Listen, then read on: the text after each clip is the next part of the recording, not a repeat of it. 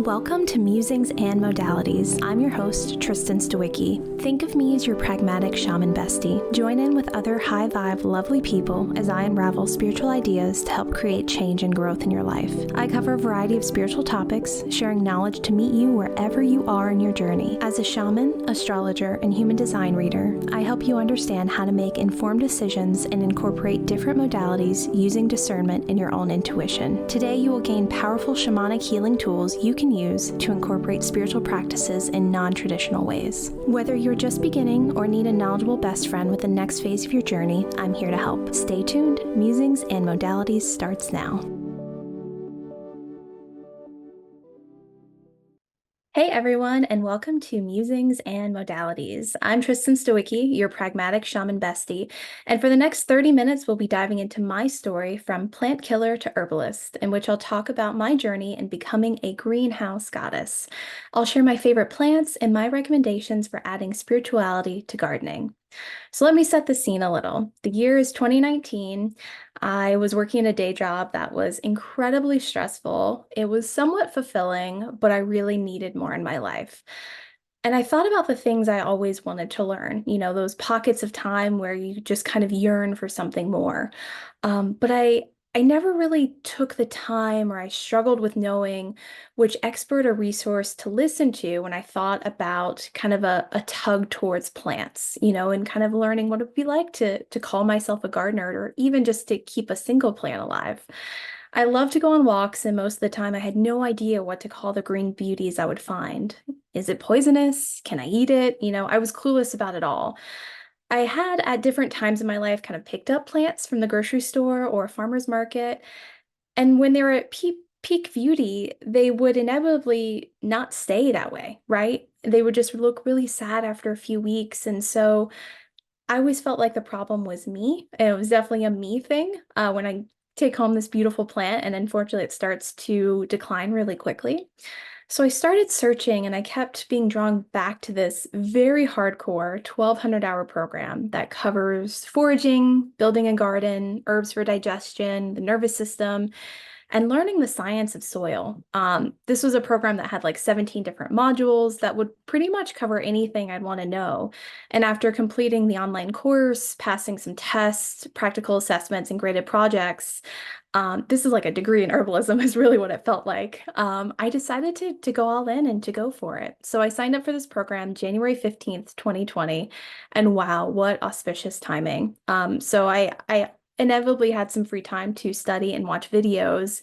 And even though it was a little bit hard to balance kind of the day job and life responsibilities, it was really joyful to kind of carve out any possible time on nights and weekends to learn about this whole new world. Initially, it kind of felt stifling to learn about plants while inside, especially. So this time really transformed and became my connection to nature, where I'd sit for several hours in my hammock in my backyard and watch videos about plants, learn about tinctures, and really I became educated in a whole way of living that was so unlike my life up until that point. It took close to 2 years to go through this 1,200-hour program. I think they allow like 2.5 years, and for you to also still be able to be certified through it, because it's a lot, right?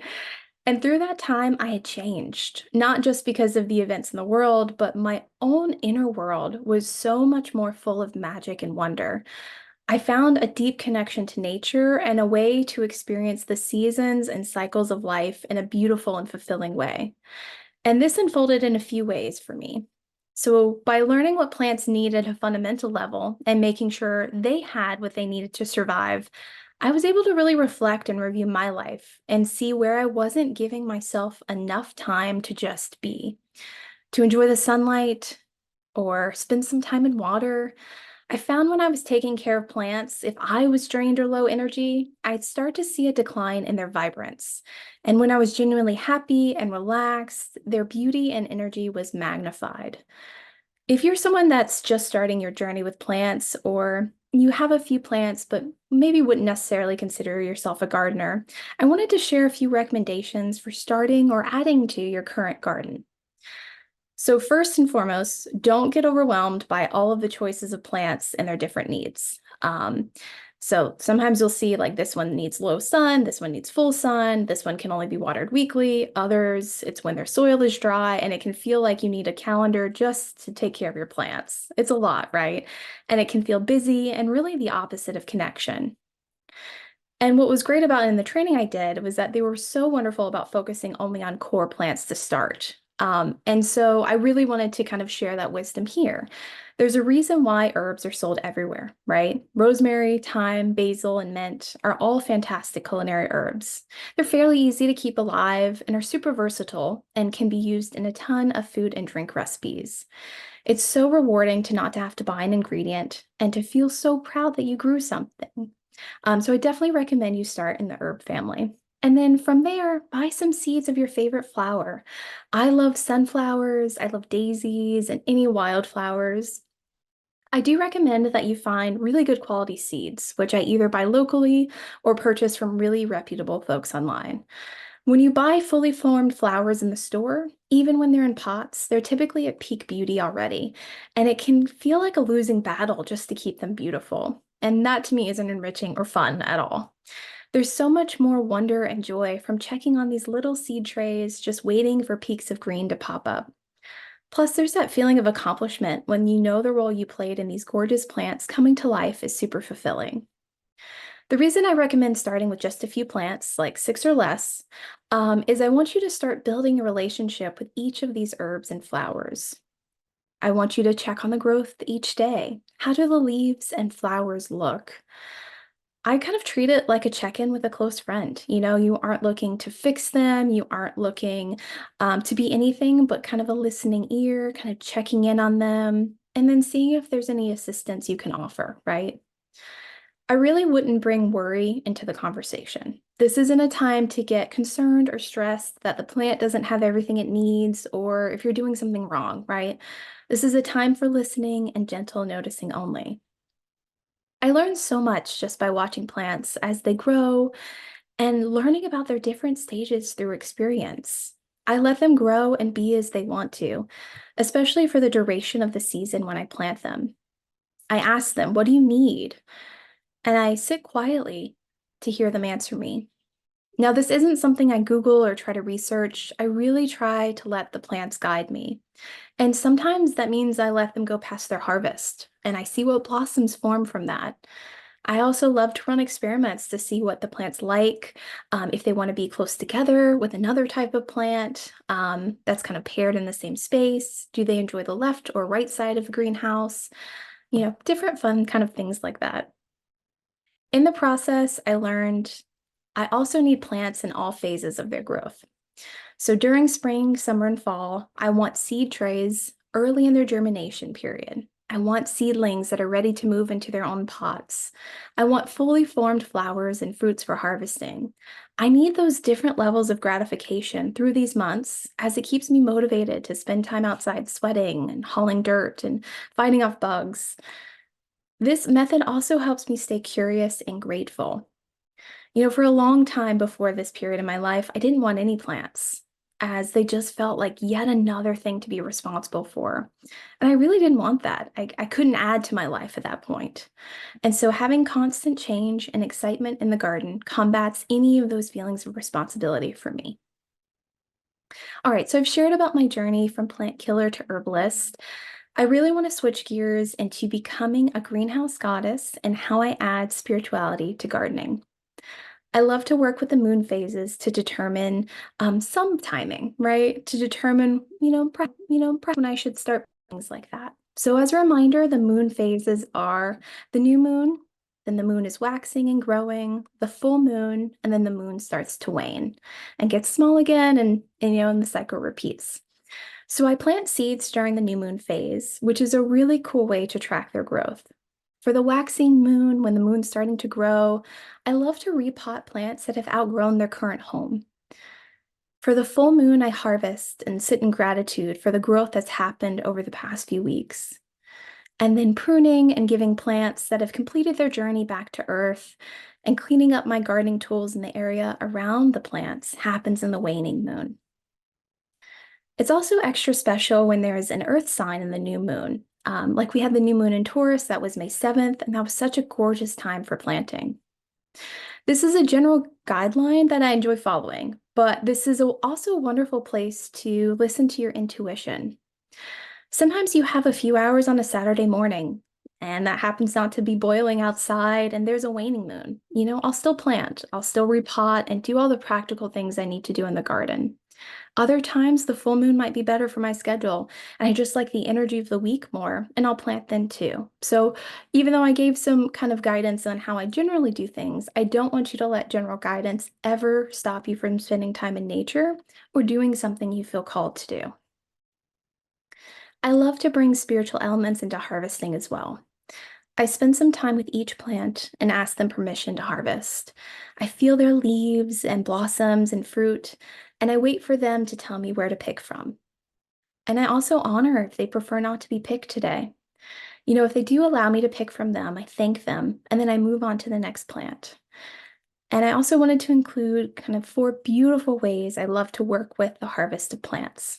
So the first way, and it's one of the most special to me, is to create sand paintings. Sand paintings are a shamanic tool, which is the creation of a sacred circle of art. And for this circle, you essentially kind of find things in nature or things that are of significance to you to transform yourself and old stagnant energies. I love to go into my greenhouse and use the sunflowers and squash blossoms and calendula to bring such beauty and color to the sand painting. It's basically a feast for the eyes. The second way is as offering. So I actually grow my own tobacco that I can dry and leave at the base of trees when I visit a land that's new to me. I'm careful to only do this with plants that are indigenous to where I'm visiting, and this is my way of respectfully greeting the land spirits and guardians of new places and spaces where I'm returning to.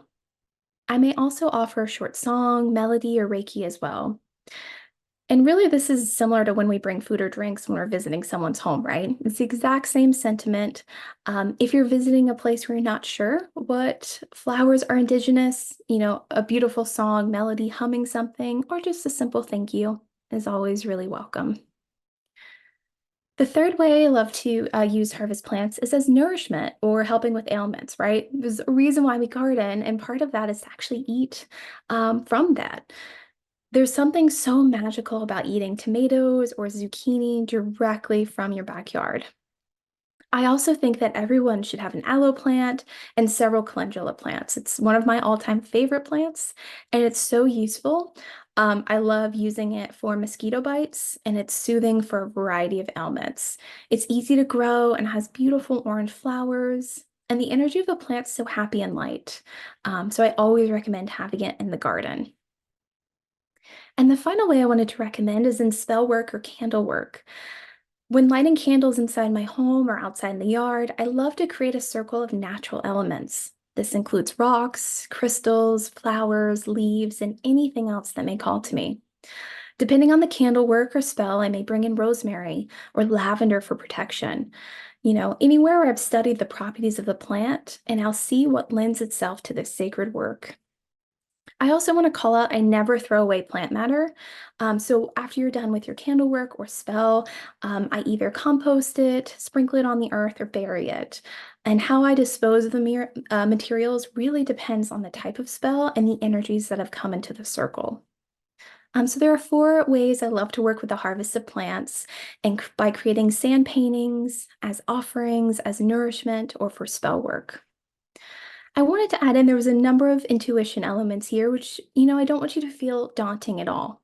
So I wanted to talk about how you can use your pendulum to check whatever your plant needs. You can actually use it to ask individually if a plant needs more sunlight, more water.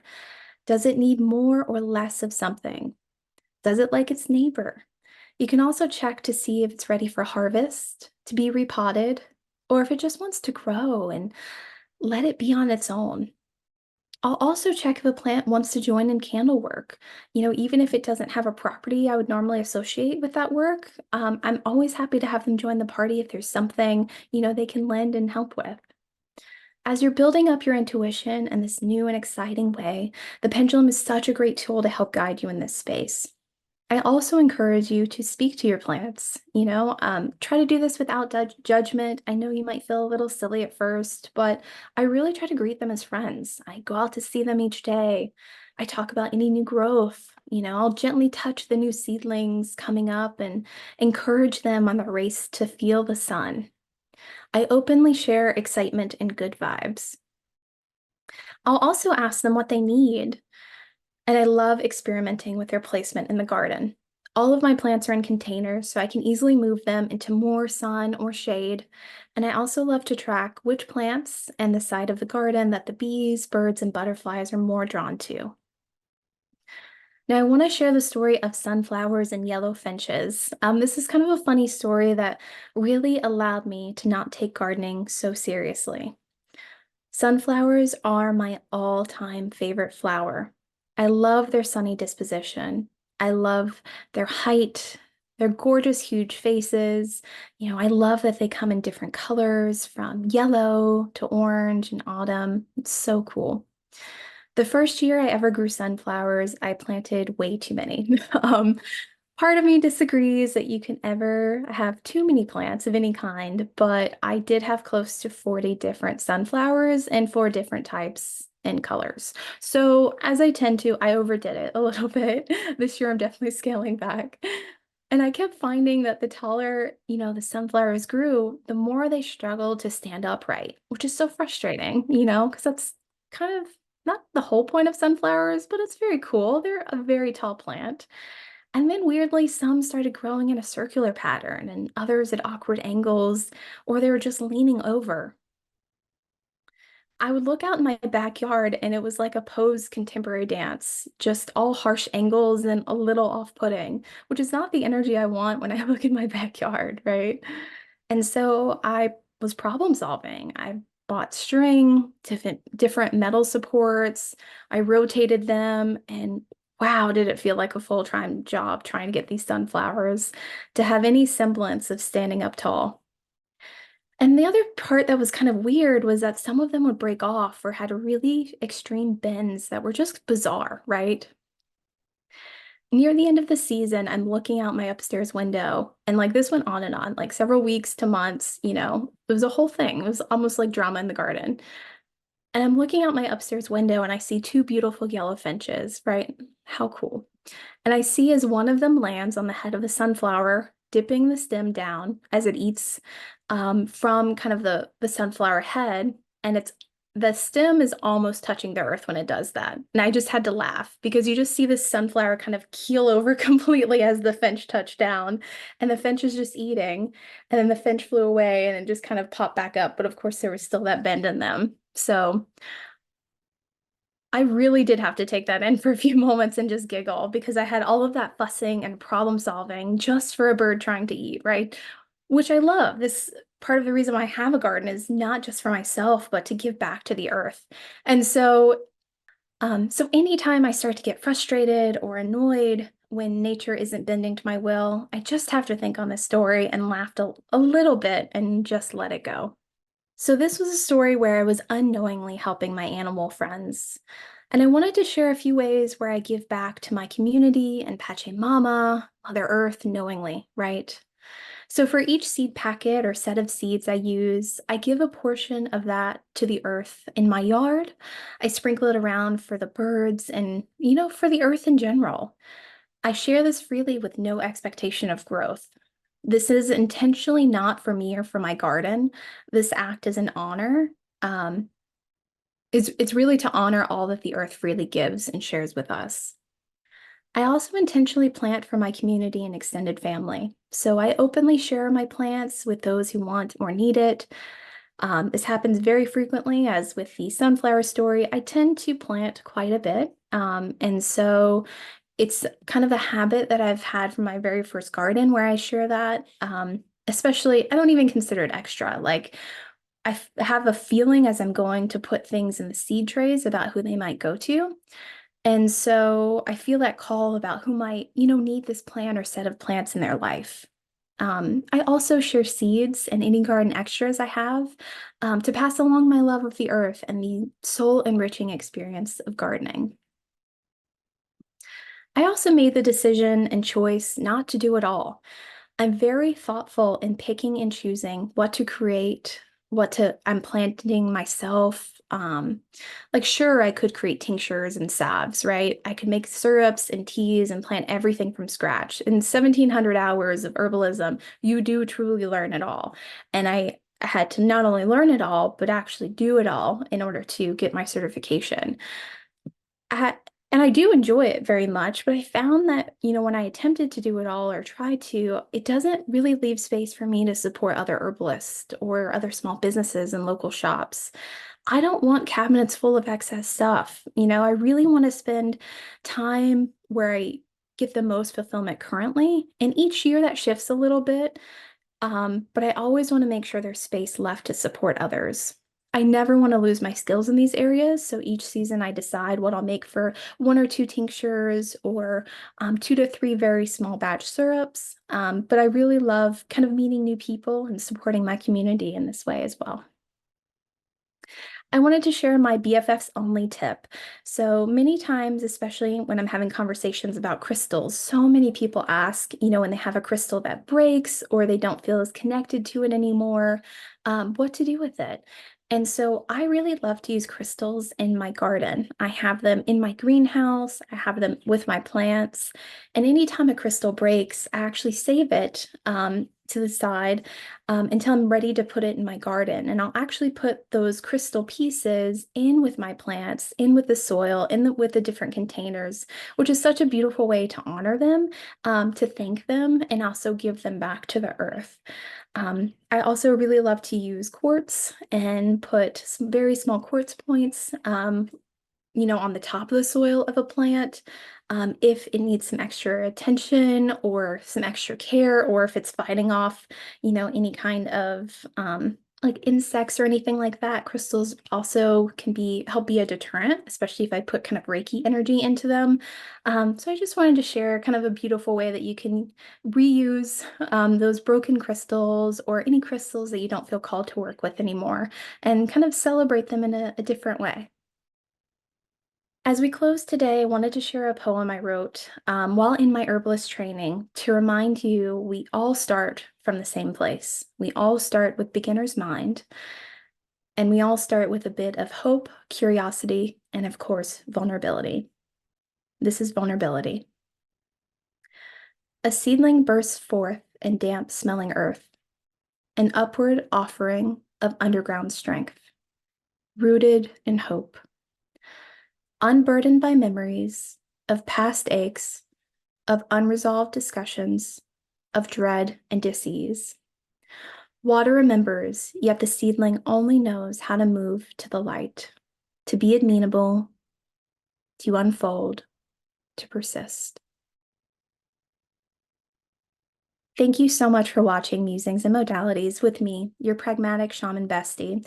I hope this episode was really helpful in kind of demystifying herbalism and making it, a little bit easier and more accessible for you to think about working with plants, inviting you to start, growing from seeds and really learning how you can, just bring more earth and joy and life into your life.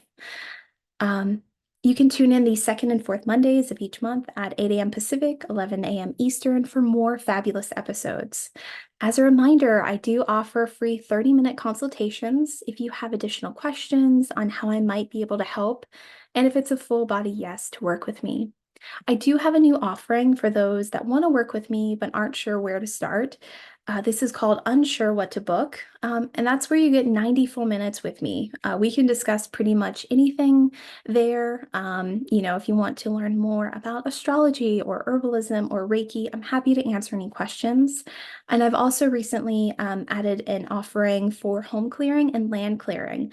So as you kind of work outside more this summer, or as you spend more time at home, if you're finding your space isn't as, inviting as it used to be, as fresh as it used to be, that is a two-session offering. I do it remotely. So if you're anywhere in the world, I'm happy to work with you. And through that, I'm able to really get the space the energy of the home and the land back into alignment and get rid of any kind of harsh energies, entities, or anything of the like. You can book that session and others at musingsandmodalities.com. Thank you so much for listening. You've been listening to Musings and Modalities with me, Tristen, your pragmatic shaman bestie. For more powerful healing tools, join me every second and fourth Monday at 8 a.m. Pacific on Transformation Talk Radio. I cover a variety of topics to meet you wherever you are at on your spiritual journey. Learn techniques to work with pendulums, past life healing, astrology, and more. Please share the show and subscribe for more guidance from your pragmatic shaman bestie at musingsandmodalities.com.